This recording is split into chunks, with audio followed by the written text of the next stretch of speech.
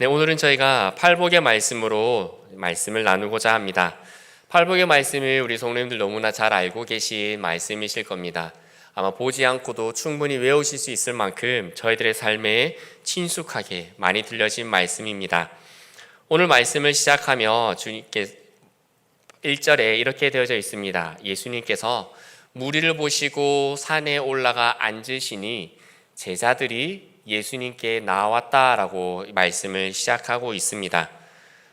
이 말씀은 그렇기에 무리들에게도 하신 말씀이지만 특별히 제자들에게도 하신 말씀이십니다. 여러분들에게 질문을 시작하며 저희가 오늘 말씀으로 들어가 보고자 합니다. 우리 성도님들은 무리에 속해 계신 분들이십니까? 아니면 예수님의 제자에 속해 계신 분들이십니까? 무리와 제자를 구분하는 것은 무엇일까요? 미국의 카일 아이들먼 목사님의 책 팬인가 제자인가를 보면 팬이 어떤 모습인지에 대해서 기록된 부분이 있습니다. 이 단락을 제가 읽어드리도록 하겠습니다. 팬은 희생 없이 즐기기만 원한다. 그렇다고 예수님과의 관계를 원하지 않는 건 아니다. 단지 모험까지 할 생각은 없을 뿐이다. 팬은 예수님께 맹세한다. 상황이 좋고 당신이 계약 조건을 잘 지키는 한 당신을 쫓겠습니다. 제게 너무 많은 것을 요구하시지 않는 한 당신을 따르겠습니다. 팬은 혹시 자신에게 피해가 올까 두려워서 예수님을 전심으로 따르지 못한다. 예수님과의 관계를 위해 자신의 돈과 시간, 에너지를 전부 쏟을 생각까지는 없다. 이렇게 팬의 모습을 묘사하고 있습니다. 이처럼 팬은 자신에게 도움이 되면 주님을 따르고 자신에게 도움이 되지 않으면 주님을 따르지 않는 자들입니다. 누가복음에서는 이렇게 팬이 되어 예수님을 따르던 자들에게 주님께서 이렇게 물어보십니다. 너희는 나를 불러 주여 주여 하면서도 어찌하여 내가 말하는 것을 행하지 아니하느냐? 마태복음 7장 21절부터 23절에서는 이렇게 말씀하십니다. 나더러 주여 주여 하는 자마다 다 천국에 들어갈 것이 아니요 다만 하늘에 계신 내 아버지의 뜻대로 행하는 자라야 들어가리라. 그날에 많은 사람이 나더러 이르되 주여 주여 우리가 주의 이름으로 선지자 노릇하며 주의 이름으로 귀신을 쫓아내며 주의 이름으로 많은 권능을 행하지 아니하였나이까 하리니 그때에 내가 그들에게 밝히 말하되 내가 너희를 도무지 알지 못하니 불법을 행하는 자들아 내게서 떠나가라 하니라. 아멘. 이처럼 주님께서는 주님의 말씀을 듣고 행하는 자가 주님의 제자가 된다라고 말씀하셨습니다. 즉 백 목사가 오늘 이렇게 옷도 이쁘게 입고 넥타이도 청년들이 사준 이쁜 넥타이도 메고 주님의 이름으로 주님의 말씀을 여러분들에게 선포한다 하더라도 제가 저의 삶에서 하나님의 말씀에 순종하고 지키고 살아가는 모습이 없다면 마지막 때에 제가 천국에 갔을 때 주님께서 그 문 앞에서 저에게 나는 너를 알지 못한다 라고 말씀하신다라는 것입니다. 이렇게 산상수훈의 말씀이 5장부터 쭉 기록되어져 있습니다. 제자들에게 어떻게 살아야 하는지에 대해 주신 말씀입니다. 마태복음 5장부터 시작되는 산상수훈의 말씀이 끝나는 마태복음 7장 28절 29절에 이렇게 기록되어져 있습니다. 예수께서 이 말씀을 마치심에 무리들이 그의 가르치심에 놀라니 이는 그 가르치시는 것이 권위 있는 자와 같고 그들의 서기관들과 같이 아니함일러라. 예수님의 가르침을 들은 사람들은 다 너무 놀랍게 그 말씀을 받았습니다. 즉 예수님의 설교에 다 마음의 감동을 받았던 겁니다. 말씀을 새롭게 풀어주시고 이해하기 쉽게 나에게 너무나 잘 와닿게 말씀해 주시니까 그 예수님의 말씀에 감동이 되었던 것입니다. 그런데 그렇게 예수님의 말씀에 감동되었던 자들이 곧 3년 뒤에 예수를 십자가에 못 박으라고 외치는 자들이 됩니다. 여러분, 하나님의 말씀은 내가 감동받기 위해 있는 말씀이 아니라 하나님의 말씀은 내가 행동하기 위한 말씀이 되어야 합니다. 내 삶에서 실천하고 내 말씀에 순종하기 위한 말씀이 되어야 하는 것입니다. 그렇기에 하나님의 말씀을 전하는 이 설교는 잘 준비되어지고 잘 짜여진 한편의 강의가 아닙니다. 물론 전하는 자가 분명하고 잘 전하기 위해 많은 노력은 해야 함은 분명합니다. 그럼에도 불구하고 설교는 강의가 아니라 하나님의 말씀의 선포입니다. 그렇게 그 선포의 말씀을 듣는 우리가 어떻게 해야 되겠습니까? 제가 여러분들에게 말씀을 전하고 있지만 이 말씀은 곧 저 역시 저에게 하는 메시지의 선포이기도 합니다. 그렇다면 하나님의 말씀을 듣는 우리가 해야 하는 것은 무엇입니까?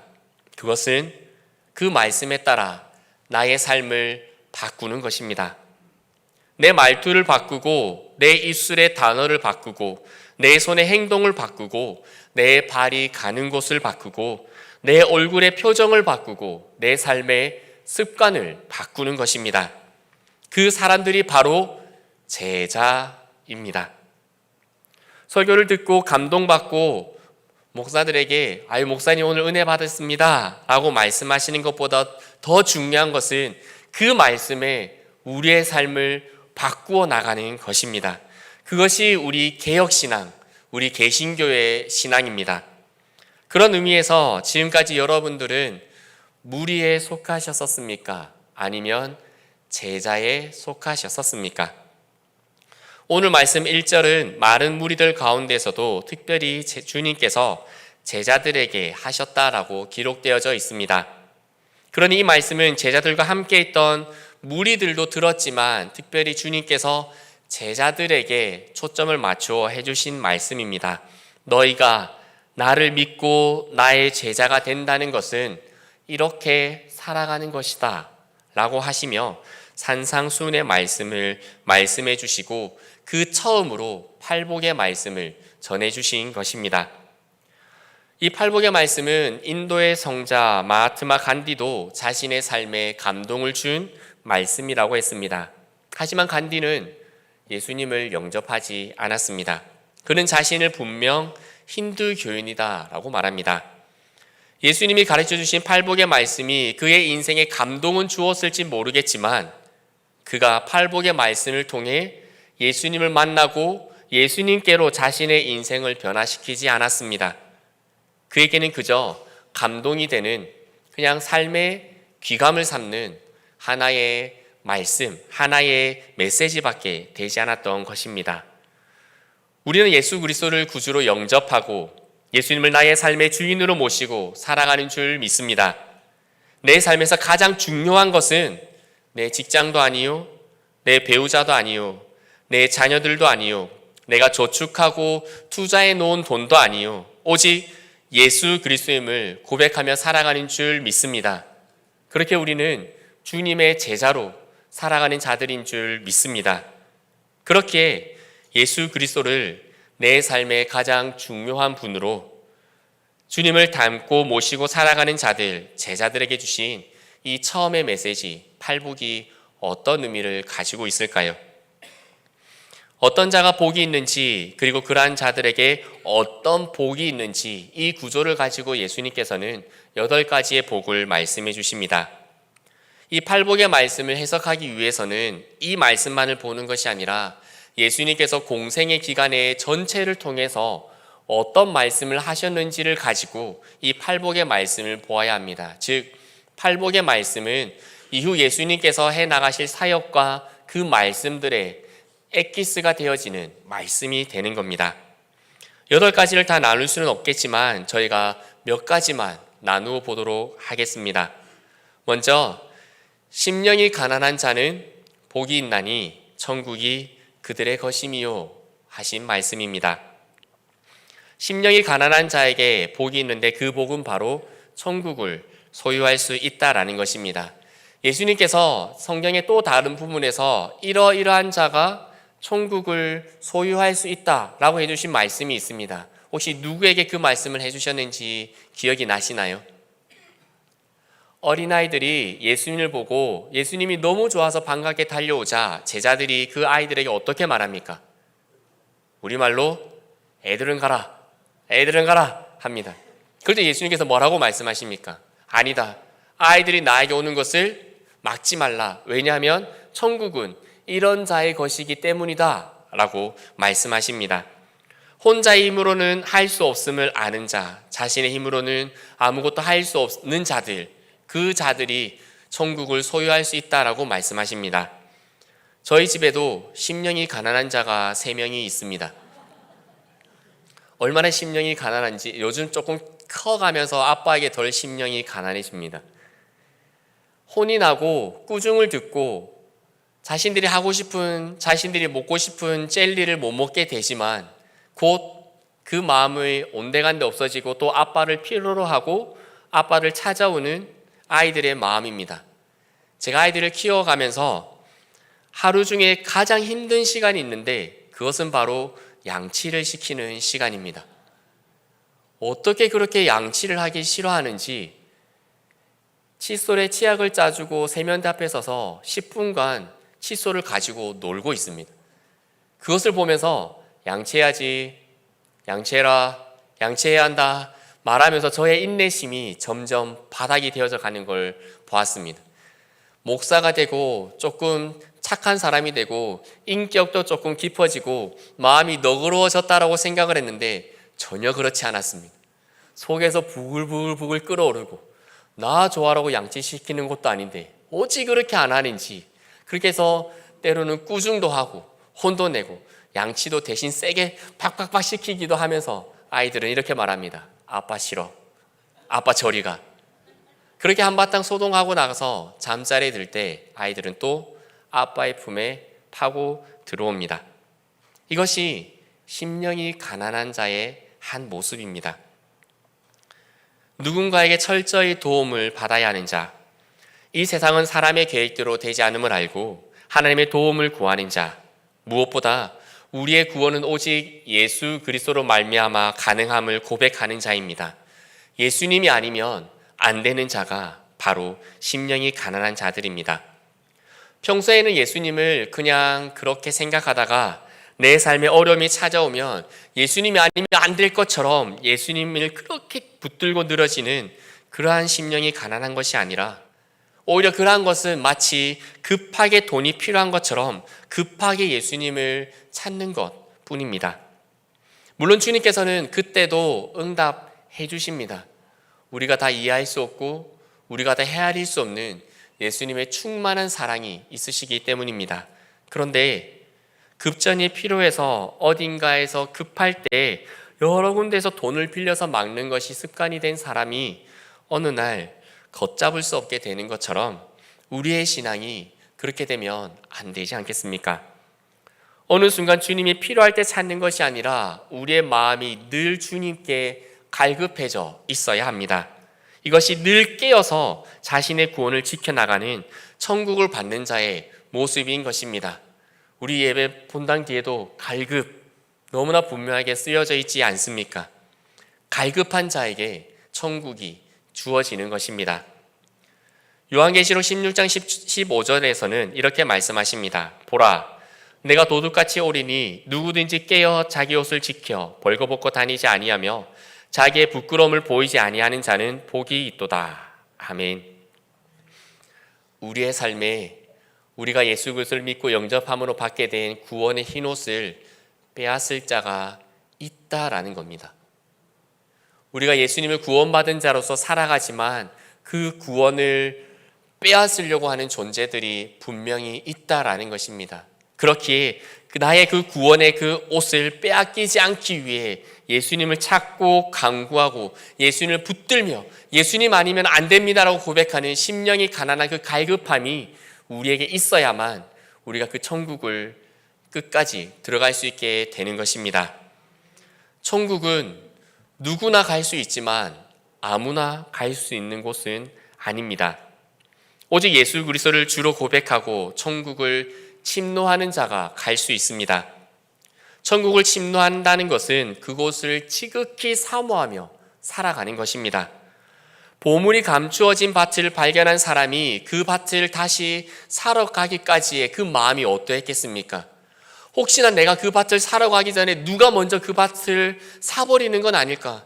혹시 내가 지금 준비한 나의 것을 다 팔아서 준비한 이것을 가지고 그 밭을 사기에 충분할까? 혹시 부족한 것은 아닐까? 그러한 마음으로, 긴장감으로, 설레임으로 그 길을 가지 않았겠습니까? 천국을 향해 가는 우리의 마음이 그래야 한다라는 겁니다. 천국을 사모하고 침노한다는 것은 그러한 것입니다. 그렇게 심령이 가난한 자는 천국을 소망하기에 예수님 외에는 그 어느 곳에도 소망이 없음을 알고 있습니다. 그래서 더욱더 주님을 사모하고 사막 가운데 물을 찾듯이 주님을 갈급해 나가는 것입니다. 그래서 제자들에게 심령이 가난한 자는 복이 있다 하신 말씀은 예수님께 대하여 심령이 가난해져야 함을 해주시는 말씀입니다. 저희가 청년들에게도 자주 말하는데, 심령이 가난하다는 것은, 예수님을 찾아 나아간다는 것은 예수님을 우리의 순위 속에 제일 첫 번째로 두는 것이 아닙니다. 예수님이 제 인생의 첫 번째입니다가 아니라 제 인생의 첫 번째 우선순위도, 두 번째 우선순위도, 세 번째 우선순위도, 20번째 우선순위도 모두 주님을 향한 것입니다가 되어야 그것이 제자의 삶이 되는 것입니다. 첫 번째 가장 중요한 것은 주님을 향한 것인데, 다섯 번째 것은 나를 향한 것이 되어서는 안 된다라는 것입니다. 우리는 어떠합니까? 우리는 심령이 가난한 자입니까? 우리는 그렇게 천국을 소유한 자들입니까? 심령이 가난함으로 우리의 모든 삶의 이유가 예수 그리스도가 되심으로 천국을 약속받으시는 성도님들 되시기를 주님의 이름으로 소망합니다. 다음으로 애통하는 자는 복이 있나니 그들이 위로를 받을 것이다 말씀해 주신 말씀입니다. 제자는 무엇에 애통해야 할까요? 그들이 무엇에 애통하기에 하나님의 위로를 받게 될까요? 물론 우리의 삶의 어려움들과 고난들, 그리고 이 세상의 악한 자들과 사건들로 말미암아서 발생하는 많은 아픔들에 대해서 애통해야 합니다. 하지만 제자들이 더 근본적으로 애통해야 하는 것은 나에게 여전히 남아있는 죄 때문에 우리들은 애통해야 합니다. 예수님께서 병든 자들을 치료하실 때 그냥 병이 나으라 하시기도 하시지만 내 죄가 사함을 받았다라고 말씀해 주시기도 하십니다. 그것은 단순히 병 고치심으로 그들이 이 땅에서 일시적인 위로를 받는 것을 넘어서서 그 눈의 모든 눈물을 닦아주시고 다시는 애통하는 것이나 곡하는 것이나 아픈 것이 있지 않은 하나님의 나라를 소망하게 해주시기 위함이신 줄 믿습니다. 여러분, 우리는 왜 회개하게 되나요? 우리는 언제 하게 되나요? 여러분들은 언제 마지막으로 회개하셨습니까? 그 회개는 무엇 때문에 하셨었습니까? 혹시 하나님의 눈치 보고 하나님께 혼이 날까 봐 회개하지는 않으셨습니까? 물론 그러한 회개도 회개이지만 제자들의 회개는 그러한 하나님께 혼이 날까 봐, 내 삶에 무엇인가 문제가 생길까 봐, 아니면 내 삶에 문제가 생겼는데 혹시나 내 죄 때문에 이런 문제가 생겼나 하는 마음으로 하는 회개가 아닙니다. 왜냐하면 하나님께서 우리의 모든 죄에 즉각 반응하시지 않으시기 때문입니다. 다르게 말해서 하나님께 혼이 날까 봐 회개하는 것은 하나님께 혼이 나지 않으면 회개하지 않게 됨을 함께 의미하고 있습니다. 로마서 1장에서 하나님께서는 악한 자들을 마지막 심판 때까지 그 악에 내버려 두신다라는 말씀이 있습니다. 예수님이 부활하신 이후에 예수님께서 다시 오실 때까지 지금 이 시대는 하나님께서 키질하시는 시대입니다. 키질이 무엇입니까? 알곡과 쭉정이를 나누는 것입니다. 알곡은 더욱더 주님께로 가까이 오게 키질하시고 쭉정이는 바람에 날려가게 하십니다. 여러분, 우리가 알고 있는 예수님, 우리가 믿고 우리가 평소대로 이해하고 계신 예수님의 모습이 어떠합니까? 쭉정이가 바람에 날려갈 때 얼른 손을 뻗으셔서 그 쭉정이를 다시금 모으셔서 또 훈련시키시고 또 양육하시고 또 그 자들을 세우셔서 알곡을 되게 하시는 것이 예수님에 대한 우리의 기대인데, 마지막 때는 예수님께서 어떻게 하십니까? 쭉정이는 바람에 날려가게 하십니다. 알곡들이 더 들어오게 되는 것이고, 쭉정이는 그들이 바람에 날려가게 내버려 두신다라는 것입니다. 그렇기에 하나님께서 나를 혼낼까 봐 회개한다는 것은 혼이 안 나면 괜찮구나 하게 되는 위험이 있습니다. 제자들의 회개는 하나님께 혼이 날까 봐 하는 회개가 아닙니다. 제자들이 하는 회개는 내가 또 죄를 지은 것이 너무나 죄송하고 마음 아파서 주님 얼굴 뵙기가 너무나 죄송해서 하게 되는 것이 회개입니다.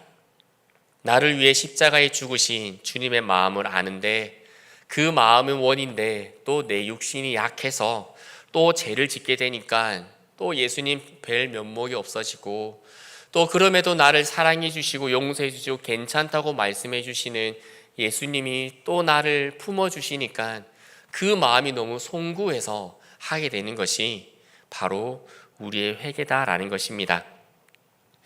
집을 나갔던 탕자가 아버지 앞에 얼굴을 바닥에 대고 엎드려 말합니다. 아버지, 저는 이제 아버지를 아버지라 부를 자격도 없습니다. 저는 아버지의 아들이 될 자격이 없습니다. 하지만 아버지께로 와야지만 제가 살 수 있는 걸 깨달았으니 저 종들 중에 가장 낮은 자리에라도 제가 있을 수 있게 해주셔서 제가 아버지의 집에 살 수 있게 받아들여 주십시오 라고 고백하던 그 탕자와 같이 간청하는 것이 우리의 회개가 되어야 하는 것입니다. 여러분들에게 애통함의 회개가 여전히 있으십니까? 너무나 복된 것입니다. 애통함으로 흘리는 눈물의 기도를 선하신 아버지 하나님께서 또 받아주시고 그 눈물을 닦아주시고 위로해 주실 것입니다. 혹여나 애통함의 회개가 사라져 버리셨습니까? 그 애통함이 하나님을 향한 그 첫사랑이 어디에 떨어져 버렸는지, 어디에서 잃어버렸는지를 다시금 되돌아보시고, 아직 우리에게 시간이 있을 때에, 아직 우리가 하나님께 나아갈 수 있는 시간을 허락하여 주신 인생의 연수가 남아 있을 때에 다시금 하나님을 향한 애통함의 회개가, 제사의 회개가 회복되어지시기를 주님의 이름으로 소망합니다. 그리고 또 말씀해 주시기를 온유한 자는 복이 있나니 그들이 땅을 기업으로 받을 것이다 말씀해 주셨습니다. 이 온유하다라는 것은 믿음의 훈련과 관계됩니다. 온유함은 무슨 일이 있어도 목소리를 높이지 않고 화내지 않고 꾹 참고 아무렇지 않도록 있는 것이 아닙니다. 마태복음 11장 29절에서 주님께서 나는 마음이 온유하고 겸손하니 나의 멍에를 메고 내게 배우라 라고 말씀하셨습니다. 그런 주님께서 마태복음 21장에서는 성전에서 매매하는 사람들을 내쫓으시고 그들의 상과 의자를 다 둘러 엎어버리십니다. 그리고 마가복음 3장 5절에서는 안식일에 손 마른 사람의 병을 고쳐주실 때에 예수님을 고발하려는 사람들의 마음의 악함을 아시고 그 마음의 완악함을 탄식하시며 노하심으로 그들을 노려보십니다. 그렇게 온유는 단순히 착하거나 굽신거리는 것이 아닙니다. 온유하다는 것은 분명하다라는 것입니다. 올바른 동기와 초점으로 화를 내고 그것이 바르게 절제되는 것입니다. 그래서 온유는 단순히 약하거나 착한 것이 아니라 분명함으로 잘 훈련되어진 올바른 강함, 그것이 바로 제자들이 가져야 하는 온유함입니다. 예전에 고대 몽골 사람들이 훌륭한 말을 선별해내기 위한 방법들을 가운데에 한 가지를 들었던 적이 있습니다. 그들은 훈련하고 있던 말들을 가끔의 초원에 풀어놓는다고 합니다. 그러면 우리 안에 갇혀있던 말들이 너무나 신이 나서 초원을 막 달려나간다고 합니다. 그렇게 한참을 달려가고 있었을 때에 주인이 신호를 보낸다고 합니다. 그럴 때 그 신호를 듣고 잘 훈련되어진 말은 달려가던 것을 멈추고 주인에게로 돌아온다라고 합니다. 그런데 잘 훈련되지 않았던 말들은 그냥 그대로 달려나가 버린답니다. 그러면 주인은 자신에게로 돌아온 말들을 가지고 다시 훈련을 하고 그 말의 새끼들을 또 키우고 훈련해 나간다고 합니다. 이러한 과정들을 계속 반복하다 보면 몽골의 명마, 그 훌륭한 말들이 만들어진다라고 합니다. 이처럼 온유하다는 것은 내가 원하는 대로 막 나가는 것이 아니라 하나님께서 원하시는 모습으로 잘 훈련되어지는 것을 의미합니다. 그래서 온유한 사람은 행동할 때와 멈출 때를 압니다. 말할 때와 침묵할 때를 알고 공동체의 중심에 서야 할 때와 공동체의 외부에서 중심에 있는 사람들을 도와주어야 할 때를 압니다. 일을 추진할 때와 일을 지연시켜야 할 때를 압니다. 그래서 온유한 사람의 모습을 보면 때로는 아주 빠르지만 때로는 아주 여유롭습니다. 이러한 균형이 잘 갖추어져 있다라는 것입니다. 그래서 온유는 잘 훈련됨 그리고 절제와 연결되어지는 것입니다. 자신의 삶을 잘 절제하고 자신의 삶을 하나님의 말씀대로 달려가기도 멈추기도 잘하는 온유한 사람은 그렇기에 하나님의 말씀에 자신의 삶의 기준을 두고 있습니다. 오직 하나님의 말씀을 삶의 기준으로 삶으며 말씀으로 자신의 삶을 연단해 나갑니다. 이렇게 하나님의 말씀에 순종하기에 온유한 자는 충성된 청지기가 되는 것입니다. 그렇게 하나님께서 그에게 더 많은 것을 맡기실 수 있게 됩니다. 온유한 자는 잘 훈련되어진 청지기이기 때문에 물질이든 시간이든 힘이든 삶의 영역에서 하나님의 뜻에 바르게 분별하기 위해서 말씀을 그의 삶의 중심으로 삼고 살아갑니다.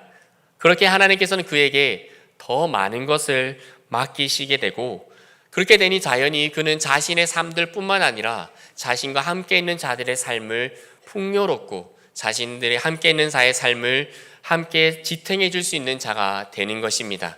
그렇게 하나님께서는 온유한 자에게 땅을 기업으로 주시는 것입니다.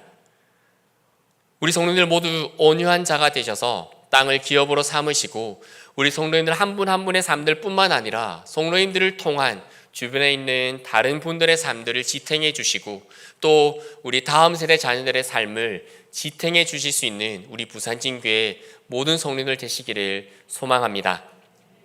그리고 마지막으로 긍휼히 여기는 자는 복이 있나니 긍휼히 여김을 받을 것이다 말씀해 주십니다. 제자들이 긍휼하기 원하셨던 주님께서는 공생의 기간에 무엇에 긍휼하셨을까요? 먼저는 마가복음 6장을 보면 하나님의 백성들이 목자 없는 양 같음을 긍휼히 여기시고 불쌍히 여기셨습니다. 새벽닭이 울기 전 예수님을 배신했던 베드로를 긍휼히 여기시고 가룟 유다를 불쌍히 여기셨습니다. 그리고 십자가에서 예수님을 못 박으라고 외치던 군중들과 예수님을 못 박고 있던 로마 병사들을 긍휼히 여기셨습니다. 그들을 위해 주님께서는 이렇게 기도하십니다. 아버지여, 저들을 사하여 주옵소서. 자기들이 하는 것을 알지 못함이니이다. 예수님께서는 이 땅의 사람들을 사랑하시고 긍휼히 여기셨습니다. 그런데 죄가 인간들에게 들어오고 나서 하나님께로부터 우리들은 어떠한 존재가 되었습니까? 원수가 되는 존재였습니다. 이에 대해서 로마서 5장 10절에서는 이렇게 말씀하십니다.